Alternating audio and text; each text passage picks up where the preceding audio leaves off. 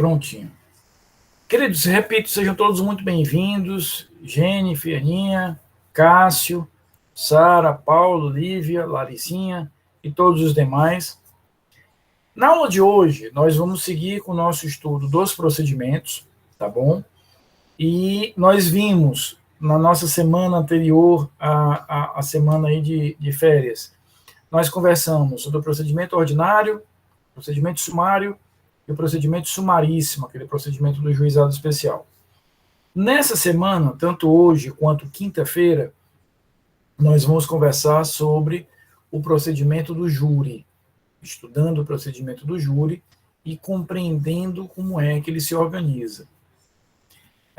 A primeira característica do procedimento do júri, eu vou já explicar isso melhor, mas só para a gente já saber, a primeira característica do procedimento do júri é que ele é um procedimento dividido em duas fases. Eu tenho uma primeira fase que é dedicada a produzir prova. Quando essa fase termina, o juiz vai ter que tomar uma decisão, ele tem 4 possibilidades de decisão para tomar nesse encerramento da primeira fase, ou seja, quando termina a primeira fase, o juiz tem diante dele 4 caminhos em que ele pode seguir. Dependendo do caminho que ele siga, ele inicia a segunda fase.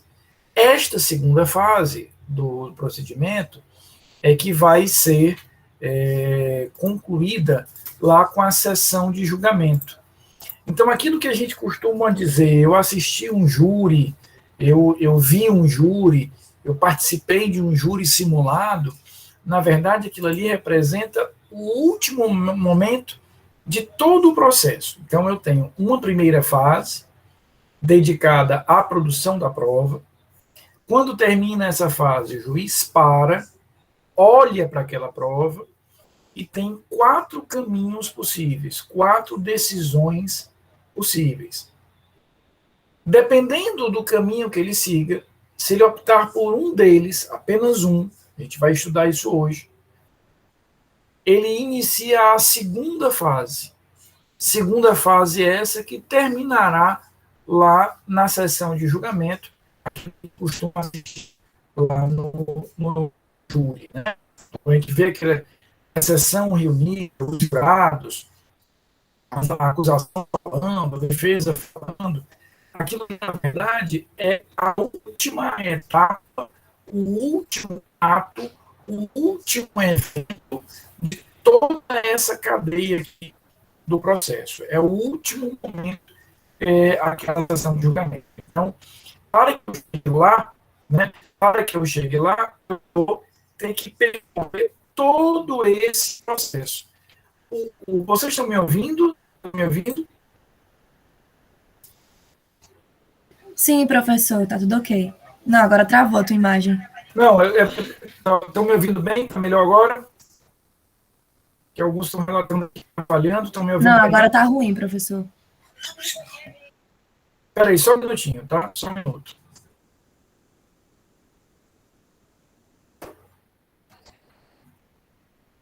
Só um minutinho.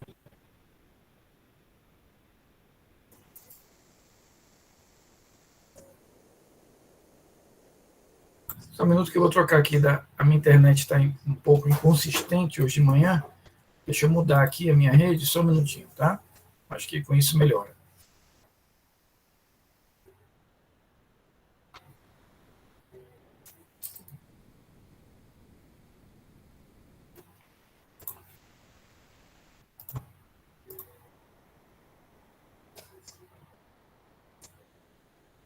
Vejam se melhorou agora. Está melhor o áudio agora? Ficou melhor para vocês?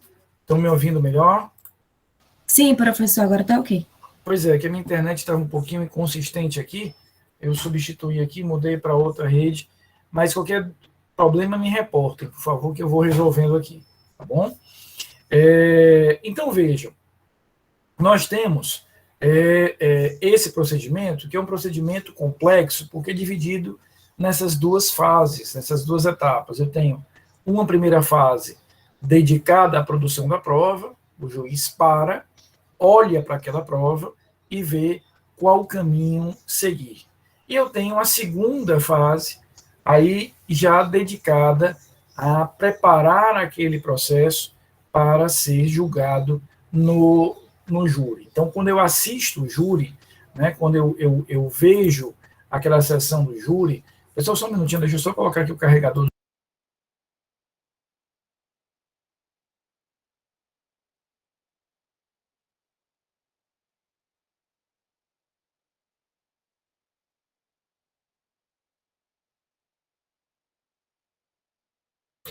Pronto, é que eu estou usando aqui a internet do meu celular, só para não ter o risco dele desconectar aqui durante a nossa aula. Então, vejam, nós temos um processo complexo. Uma primeira fase, Jennifer, dedicada à produção da prova. Terminou a primeira fase, o juiz olha para essa prova e ele vai tomar um desses 4 caminhos que nós vamos estudar hoje. Dependendo do caminho que ele tome, aí ele inicia a segunda fase. Esta vai terminar lá na sessão de julgamento, aquela que a gente assiste no fórum, aquele que a gente participa ali num júri simulado. Então, quando a gente fala de júri, assistir um júri, participei de um júri, na verdade você participou do último ato de todo aquele processo, que é a sessão de julgamento lá pelo tribunal do júri. Tá bom? Essa semana, hoje e na próxima aula, nós iremos estudar o procedimento do júri. E como é que nós faremos isso? Hoje, nós estudaremos a primeira fase do procedimento do júri. Vou explicar para vocês a sequência dos atos, que é muito parecida, quase igual àquela que nós já estudamos no procedimento ordinário. E hoje nós vamos ver essas 4 decisões que o juiz pode tomar no final da primeira fase. Então, o juiz desenvolve essa primeira fase, produz a prova. Quando termina essa primeira fase, aí ele tem 4 caminhos a seguir. 4 decisões possíveis. Este é o nosso objeto de estudo hoje. Na quinta-feira, depois de amanhã, aí nós vamos ver, Fernanda, a segunda fase do júri. Ou seja, dependendo da decisão que o juiz tomar ao final da primeira, ele inicia a segunda fase, e aí nós vamos ver essa segunda fase na próxima quinta-feira. Ou seja, unindo a aula de hoje com a aula de quinta-feira, você tem aí todo o procedimento do júri. Lembrando que nós temos lá no AVA algumas videoaulas do meu canal do YouTube, especificamente sobre o júri. Assistam também, porque vale a pena. Uma outra lembrança, eu vou lembrar isso também na quinta-feira, por favor, confiram, façam um teste de acesso no sistema Prova Fácil. Nós vamos utilizar esse sistema na semana que vem para a nossa prova. Nossa prova é semana que vem, na quinta-feira, na terça-feira a primeira chamada, na quinta-feira a segunda chamada. Portanto, testem o acesso ao sistema Prova Fácil nesta semana, tá bom?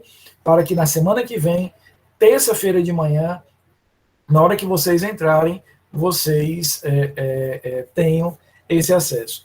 Leandra, lá no AVA da disciplina, você vai ter os links para algumas videoaulas que eu gravei, que estão disponíveis no meu canal do YouTube sobre essa matéria. São pequenas videoaulas de 15, 20 minutos, que são bem úteis para vocês estudarem e verem isso, tá? A matéria da prova, Fernanda, é aquela que eu já divulguei outras vezes, não cairá procedimento. São atos de comunicação do processo e provas, tá certo? Atos de comunicação do processo e provas. Então, procedimentos será cobrado de vocês só na segunda prova, lá em outubro. Nesta primeira prova da semana que vem, a matéria atos de comunicação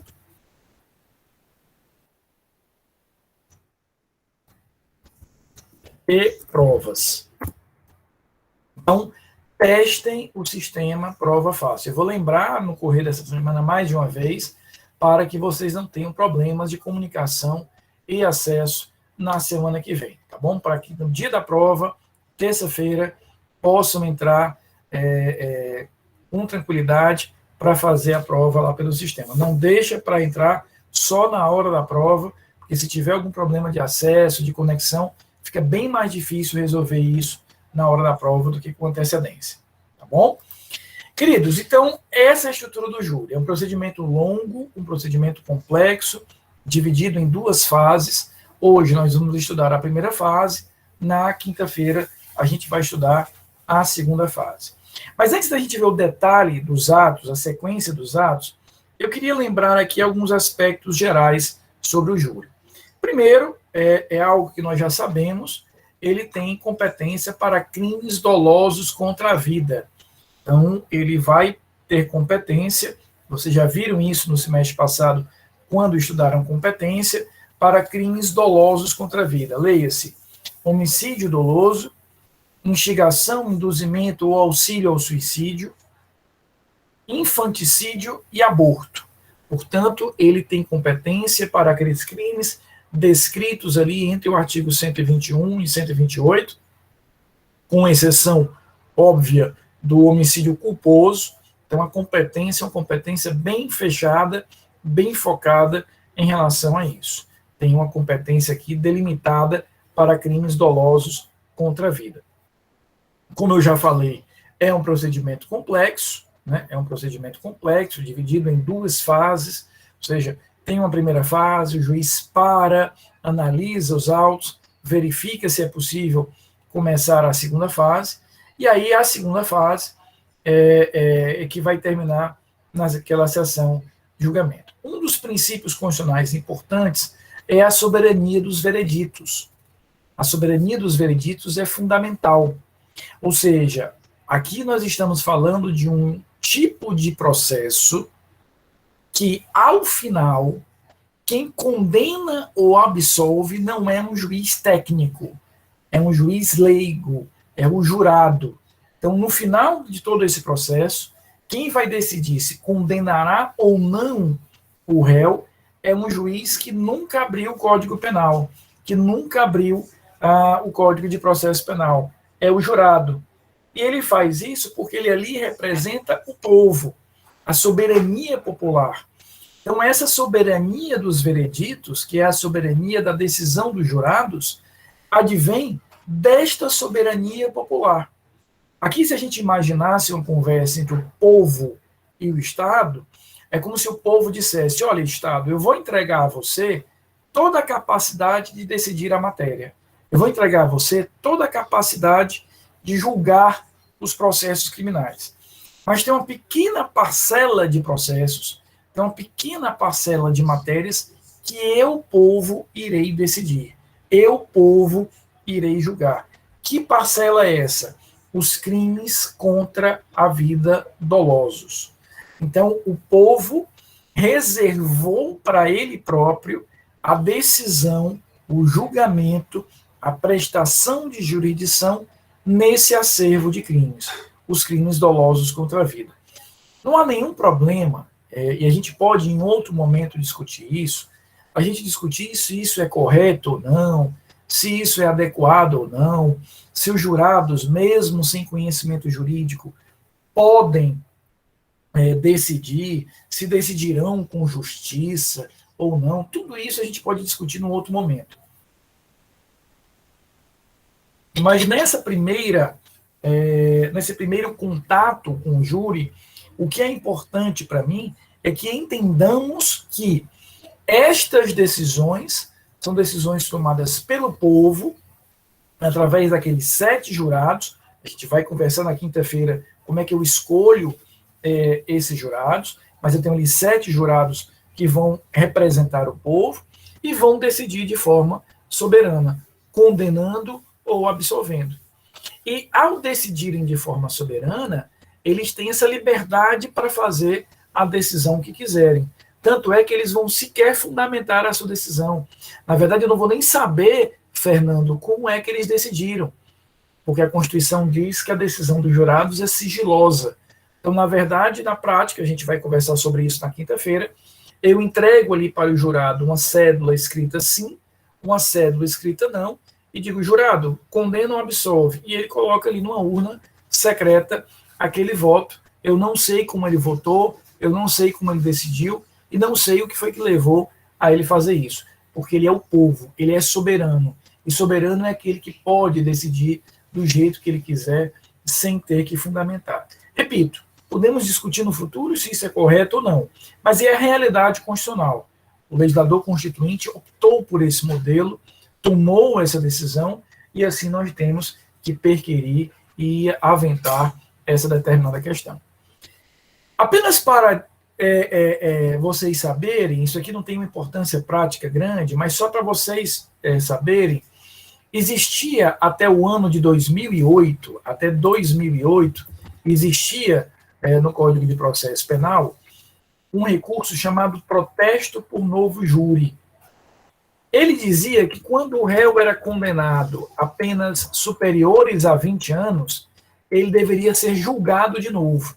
Ou seja, tive todo o processo do júri, o réu foi condenado, o juiz quantificou a pena e fixou uma pena de 20 anos ou mais. Automaticamente, eu iria julgar esse réu novamente. Isso acabou. Isso foi extinto. Então, essa possibilidade da existência de um novo julgamento, simplesmente, Lucas, porque ele recebeu uma pena maior do que 20 anos, já não existe mais no direito processual brasileiro. A gente já afasta isso do direito processual brasileiro. Então, a gente vai ter aqui, claramente, a abolição disso em 2008. Como a gente vai estudar ainda esse semestre, contra a decisão que condenou o réu no júri, eu posso usar um recurso. Mas esse recurso vai ter que ser melhor trabalhado. Não é uma mera questão matemática como era até 2008. Até 2008, se a tua pena era superior a 20 anos, independentemente de eu alegar erro, de eu alegar equívoco dos jurados, eu ganhava um novo júri. Isso não existe mais. Hoje, para que eu chegue a um novo júri, para que eu consiga ter um novo júri, eu tenho que ter algum elemento concreto que denote, que demonstre que houve um equívoco na apreciação da prova, que os jurados erraram, para que eu tenha um novo julgamento, tá bom? Então fica só o registro histórico aqui que eu considero importante que vocês saibam.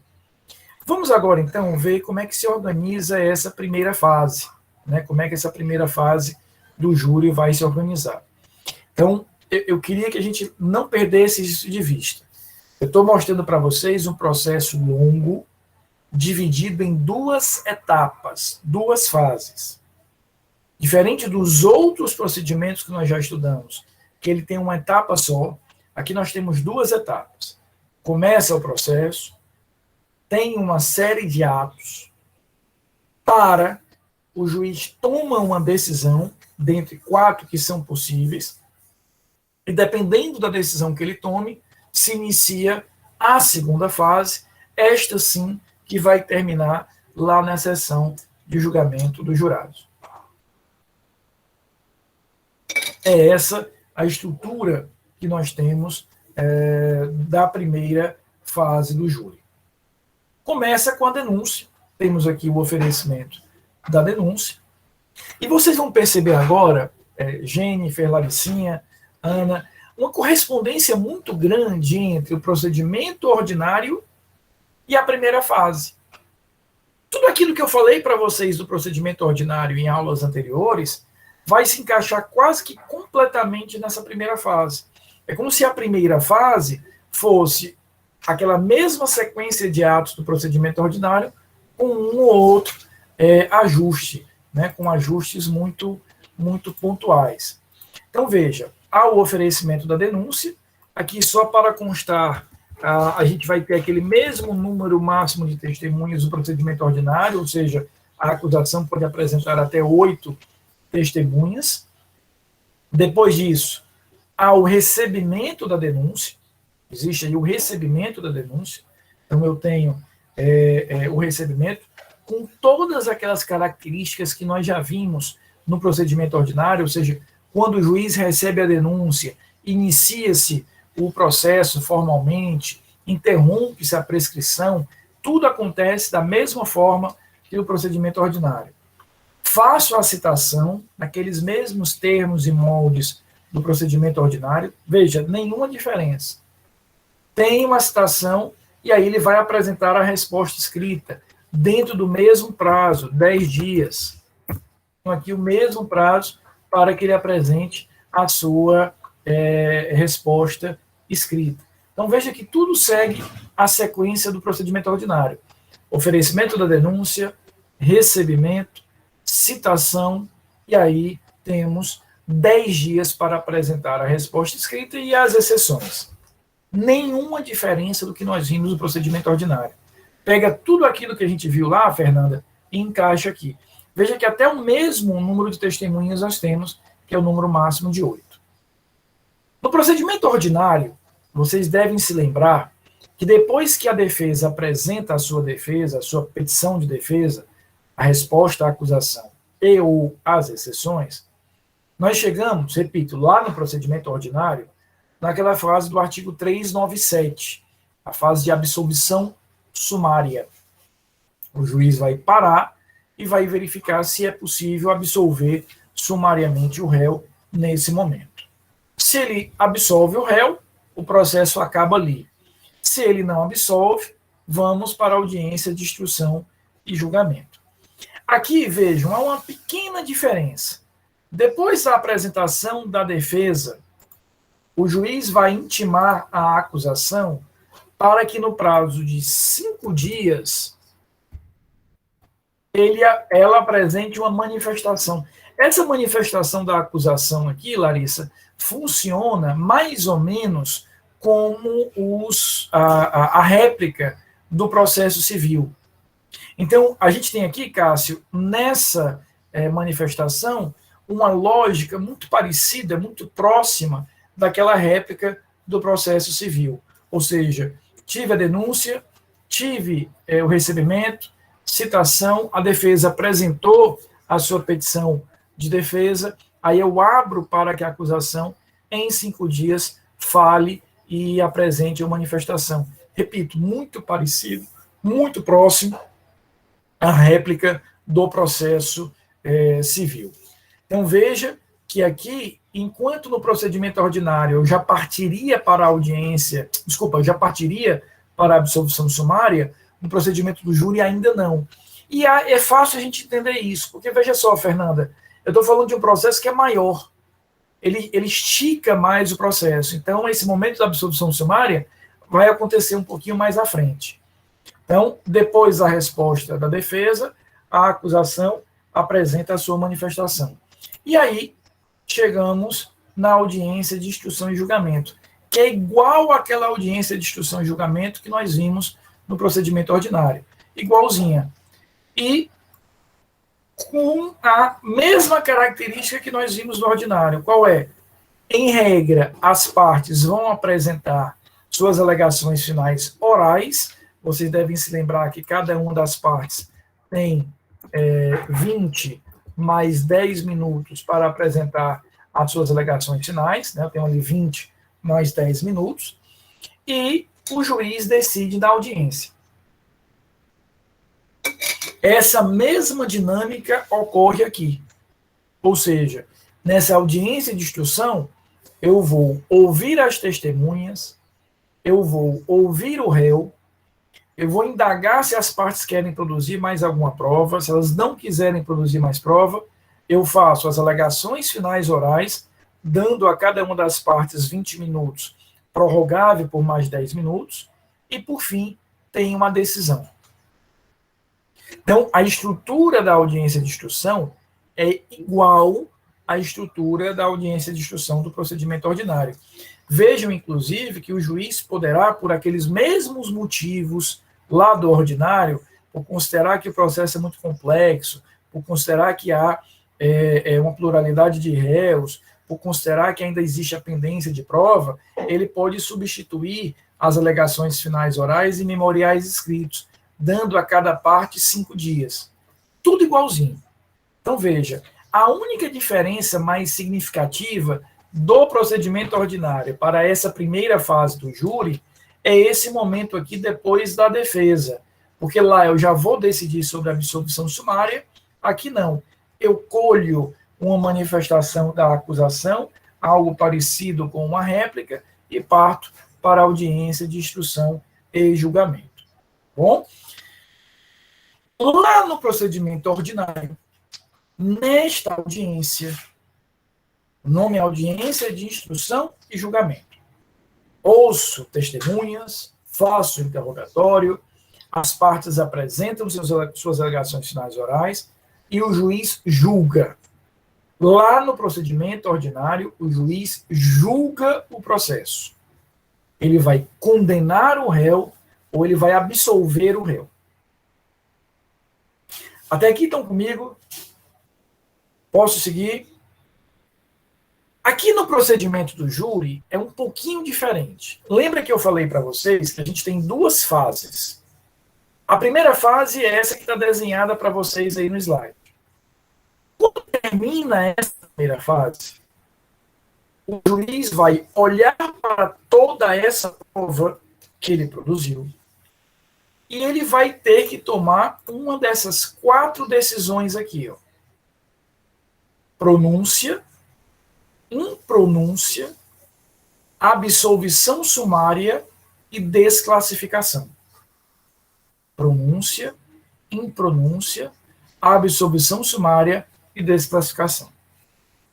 Então, quando termina a primeira fase, o juiz tem diante de si, imagina que o juiz vem caminhando aqui numa trilha, vem caminhando aqui dentro de uma trilha.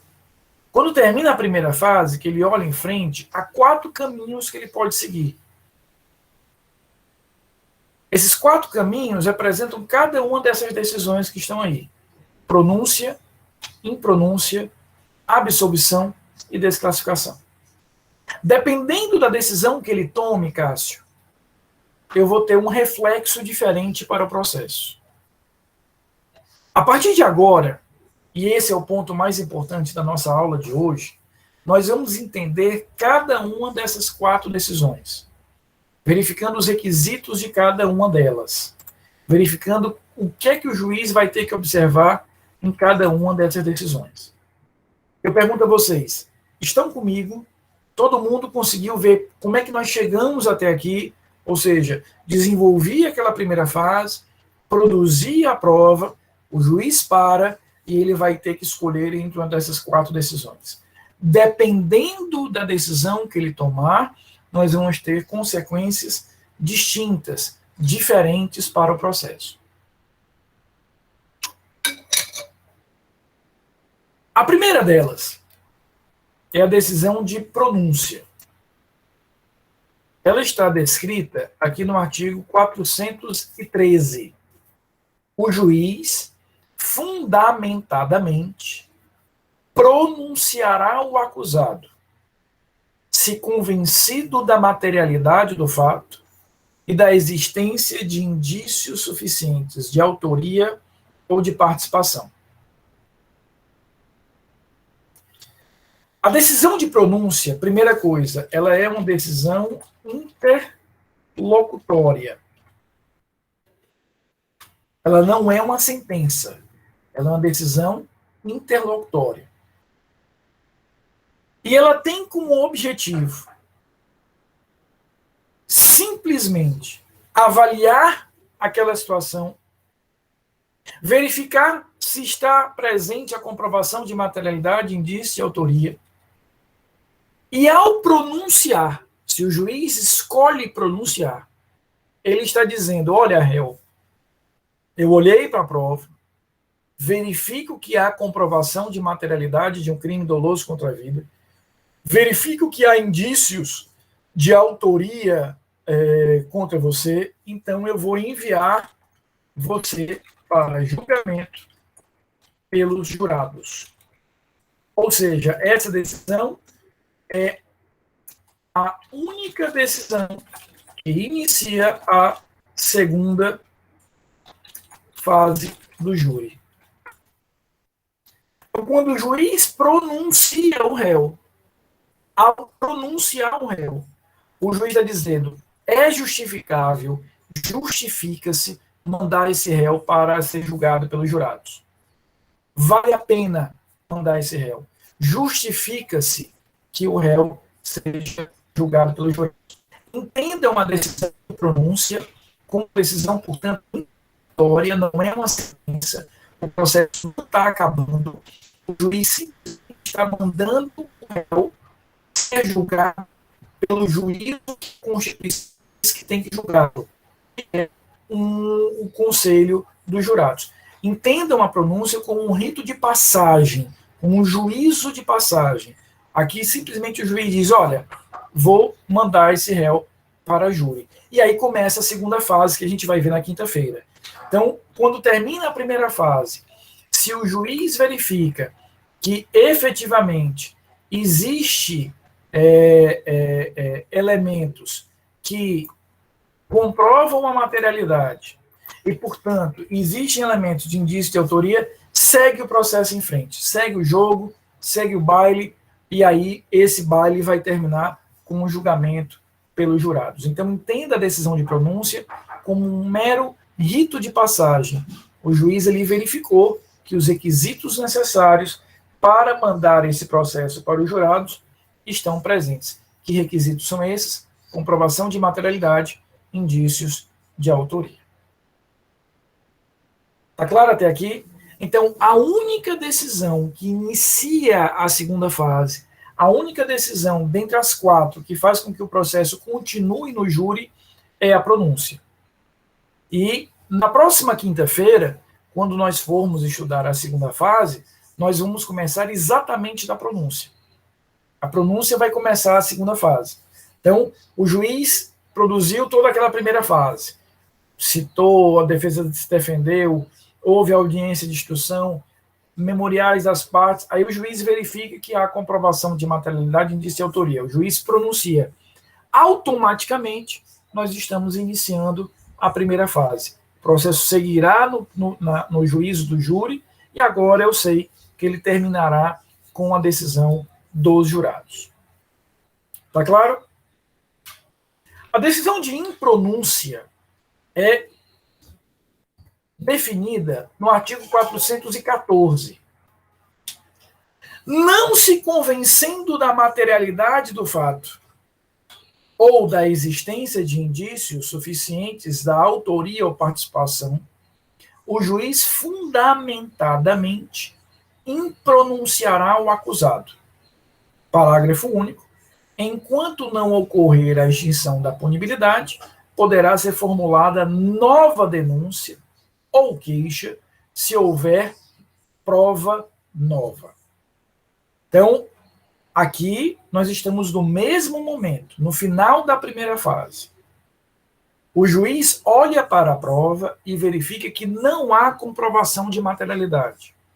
Ou que as testemunhas ouvidas, a perícia produzida, os documentos trazidos ao processo não trouxeram sequer indícios da participação do réu.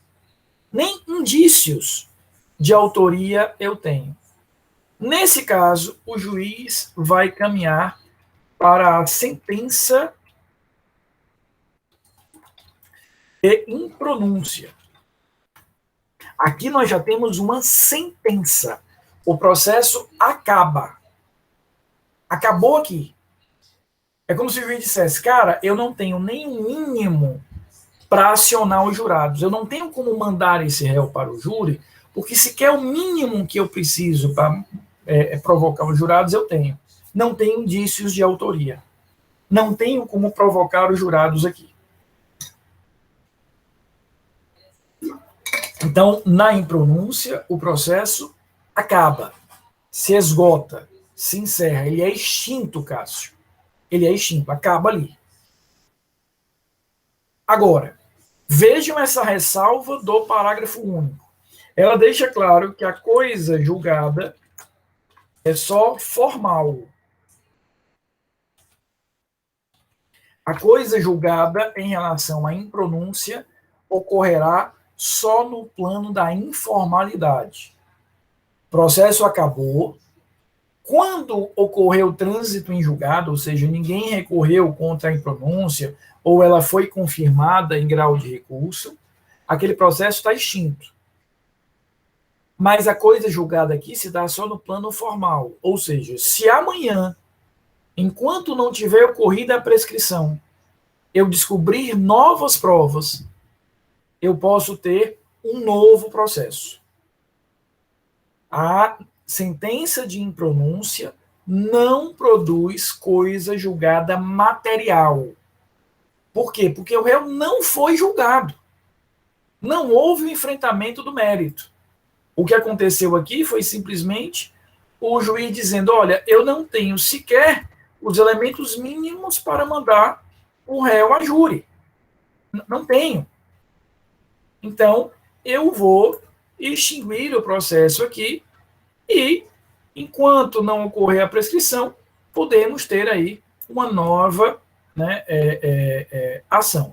Então, a sentença de impronúncia encerra o processo e vai gerar apenas a coisa julgada formal. Aquele processo está extinto, mas se amanhã, enquanto não ocorrer a prescrição, surgirem novas provas, podemos ter um novo processo discutindo aquela determinada matéria. Tá beleza até aqui? Então, na pronúncia, decisão interlocutória, tenho comprovação de materialidade, indício e autoria, segue o processo no procedimento do júri, no juízo do júri, inicia a segunda fase, que vai terminar lá com a sessão de julgamento dos jurados.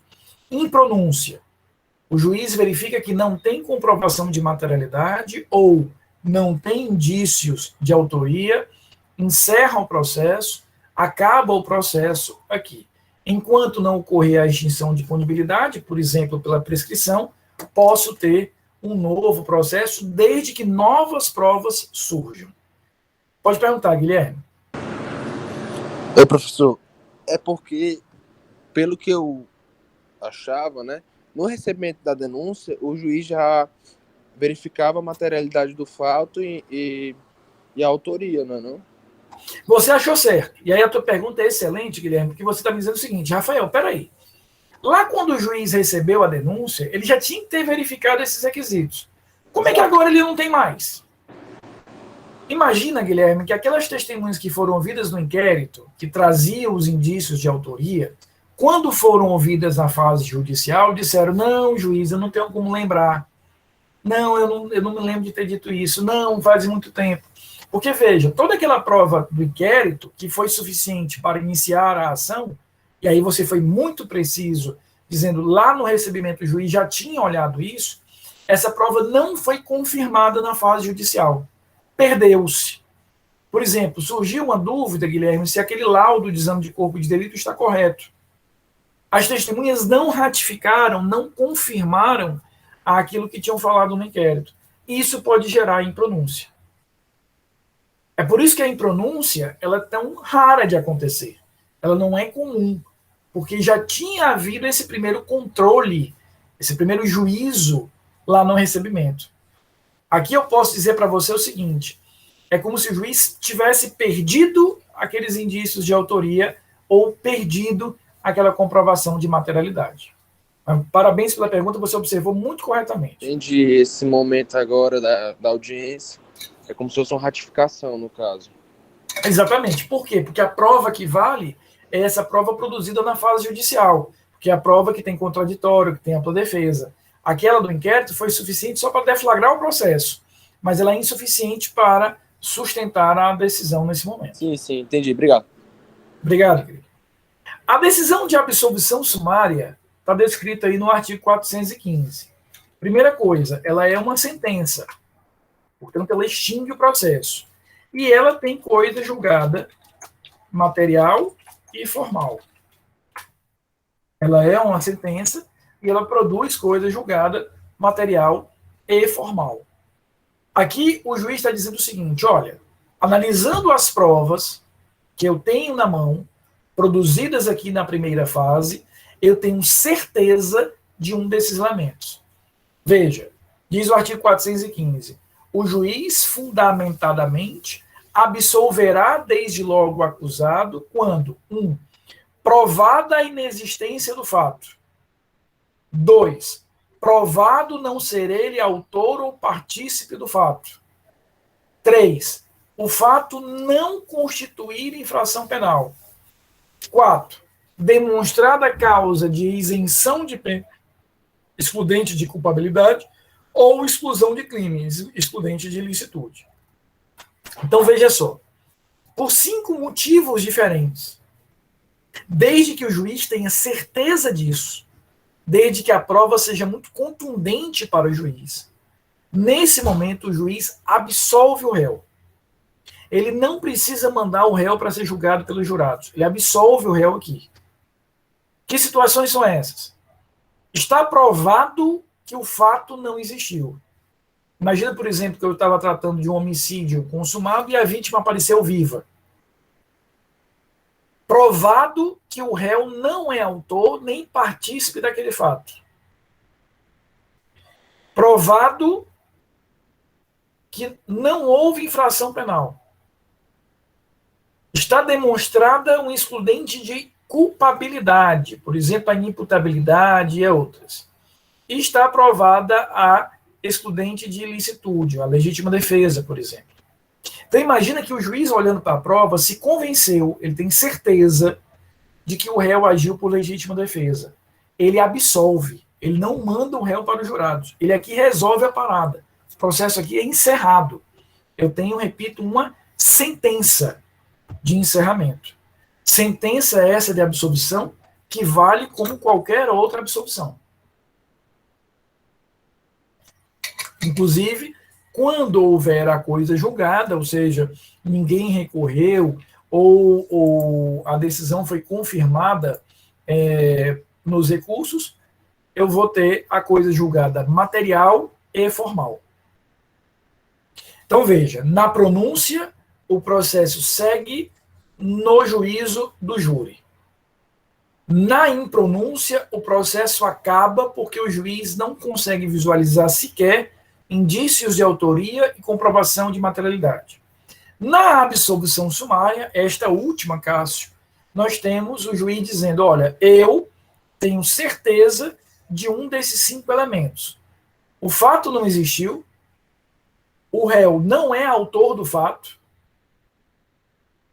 está provado que o fato não é criminoso, houve um excludente de culpabilidade ou houve um excludente de ilicitude.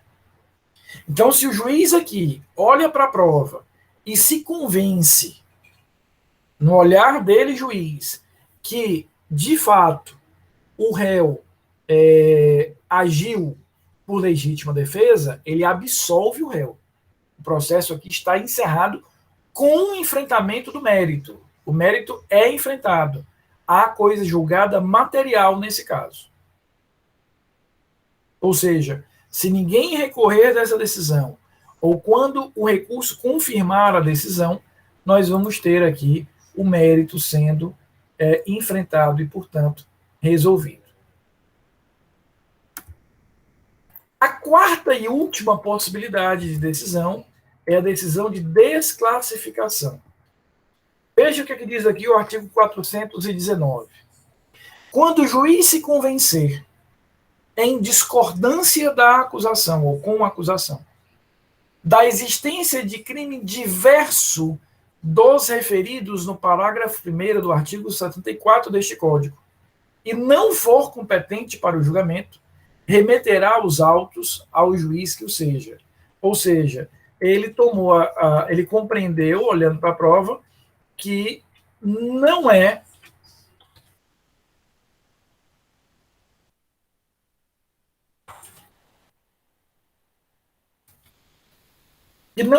um crime doloso contra a vida. E se convenceu, ao olhar para o processo, que não é um crime doloso contra a vida. Então, veja, o juiz olha para a prova e diz, olha, de fato, o evento aconteceu, o fato aconteceu, há indícios de autoria contra aquele determinado réu, mas eu não vejo aqui um homicídio doloso. O que eu vejo aqui é um latrocínio, ou seja, um roubo qualificado pelo resultado morte. Ou o que eu vejo é um homicídio culposo. Ou o que eu vejo é uma lesão corporal seguida de morte, ou um estupro seguido de morte, ou a tortura seguida de morte. Ou seja, o juiz na desclassificação está dizendo, olha, Eu não estou dizendo aqui que não tem crime.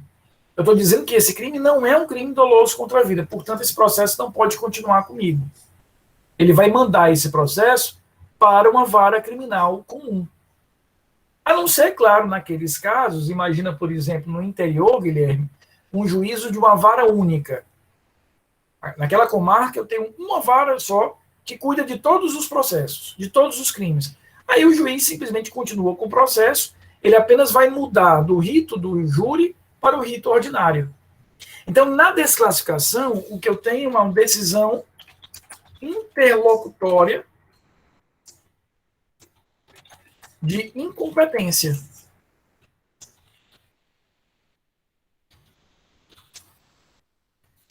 Eu tenho aqui simplesmente o juiz dizendo, olha, eu não sou competente. Eu não sou competente para seguir com esse processo. Pelos elementos de prova que aqui existem, pelos elementos de prova que eu consegui produzir, não há um crime doloso contra a vida. O crime aqui não é um crime doloso contra a vida. É um crime de outra natureza. Aí esse processo vai continuar, só não vai continuar no rito do júri. Vai continuar lá no rito ordinário, no outro juízo. Então imagina que nós estamos aqui na comarca de Fortaleza. O processo se desenvolveu na segunda vara do júri. Quando terminou a primeira fase, que o juiz foi olhar para aquele processo, ele viu ali que no olhar dele haviam elementos não de homicídio, mas elementos de latrocínio. O que ele faz? Considerando que os elementos apontam para a prática de um crime não doloso contra a vida, remeta o presente processo para uma das varas criminais. Ele pega esse processo e envia lá para uma das varas criminais. E aí o processo continua, o que o juiz faz? O juiz aproveita, o novo juiz, né? O novo juiz aproveita toda a prova, se quiser pode complementar com mais alguma prova e segue o jogo. Agora, num outro rito. Então, veja, terminou a primeira fase, o juiz tem essas 4 possibilidades. Pronúncia, impronúncia, absolvição sumária e desclassificação. Na pronúncia, o juiz verifica que há comprovação de materialidade e indício de autoria, segue o jogo. Na decisão de impronúncia, o juiz verifica que não há comprovação de materialidade ou não há indício de autoria. Voltando àquela pergunta do Guilherme, ele perdeu isso durante o processo, ele encerra o processo, mas ele encerra apenas com a coisa julgada formal, não material, ou seja, enquanto não ocorrer a extinção de punibilidade, pode haver novo processo se surgirem novas provas. Terceira possibilidade, a absolvição sumária. Aí ele encerra o processo. Absolve o réu porque ele entende que um daqueles elementos do 415 estão presentes. E a última possibilidade é dizer, olha, eu não sei se houve crime, agora eu sei que não é um crime doloso contra a vida.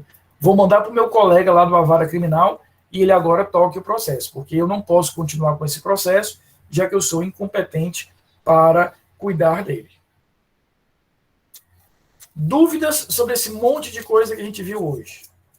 Então veja, terminou a primeira fase, temos essas 4 decisões.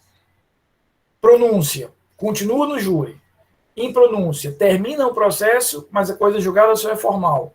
Absolvição sumária, termina o processo com o julgamento de mérito. Desclassificação, o processo continua, mas num outro rito, num outro juízo. Na próxima aula, na próxima quinta-feira, nós vamos ver a segunda fase do júri. Segunda fase é essa que começa necessariamente na pronúncia. Então, na segunda fase, o que significa? Quando eu iniciei a segunda fase, a gente tem efetivamente a estrutura, né, da pronúncia sendo realizada. Cássio, veja, a grande diferença está só nesse momento aqui, ó. Depois da resposta à acusação, enquanto lá o juiz já vai decidir pela absolvição, aqui ele vai ter uma manifestação da acusação que funciona como uma espécie de réplica e depois ele vai ao final, em vez dele julgar o processo, como ele termina a audiência de instrução no ordinário julgando, o que ele faz aqui é tomar uma dessas 4 decisões. Então, nesta audiência de instrução, quando eu falo aqui audiência de instrução e julgamento, esse julgamento, na verdade, é o juiz tomando uma dessas 4 decisões. Tá bom? Enquanto vocês pensam em mais dúvidas, eu vou só fazer aqui a chamada. Guilherme, pode perguntar. Ô, professor, nessa hipótese de desclassificação, se for declarada incompetência absoluta por matéria, né, no caso? Exato. Se a fase que o juiz, a vara comum criminal, pega é a partir da denúncia? Não, ele pega tudo aquilo ali pronto. Ele só pede para que o Ministério Público reajuste a acusação, para a gente usar uma linguagem bem direta, para que ele troque a acusação, por exemplo, de homicídio para latrocínio, ou o que quer que seja, aproveita a prova, e se as partes não quiserem mais produzir prova, ele já vai julgar. Ele já pode julgar diretamente. Para audiência, né? Já vai julgar diretamente. Ele já não precisa mais nem... Essa parte da absorção. Exatamente, exatamente. Aí ele já vai fazer julgamento mesmo. Ou seja, quando chega ali, todas aquelas provas que foram produzidas são válidas. Só não continuou no procedimento do júri porque o juiz entendeu que aquele crime não era de competência dele. E aí o novo juiz vai ter a possibilidade de verificar se quer manter aquela prova ou não, se quer produzir mais alguma prova, mas se não tiver mais prova para produzir, foi só uma reclassificação do crime, ele já vai julgar direto. Então não é que eu comece o processo todo de novo, não é que eu vou deletar tudo aquilo que eu fiz. Eu pego o bonde dali andando. Obrigado. Nada, querido. Estou só terminando aqui a chamada, por favor, não saio. Então, na próxima aula, o que é que nós vamos ver? Nós vamos, na próxima aula, falar sobre a segunda fase do júri. A gente vai ver como é que eu estruturo a segunda fase do júri dentro desse cenário. Só um minutinho. E aí, claro, a segunda fase do júri sempre começa com a pronúncia. Então, a gente vai ter como primeiro ato da segunda fase do júri a própria pronúncia.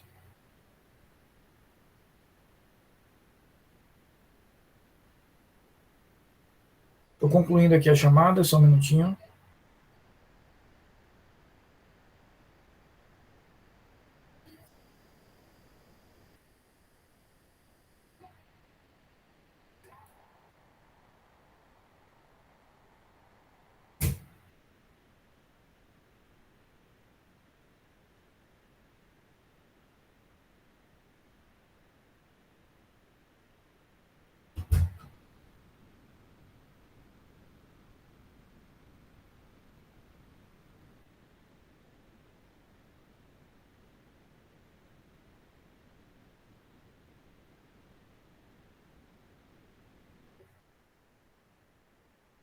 Queridos, mais alguma dúvida? Foi muito bom reencontrá-los. Um bom resto de dia para vocês, tá bom? A gente se encontra, se Deus quiser, na próxima quinta-feira para concluirmos aqui o estudo do júri, tá bom? Um beijo grande a todos e até quinta-feira, se Deus quiser.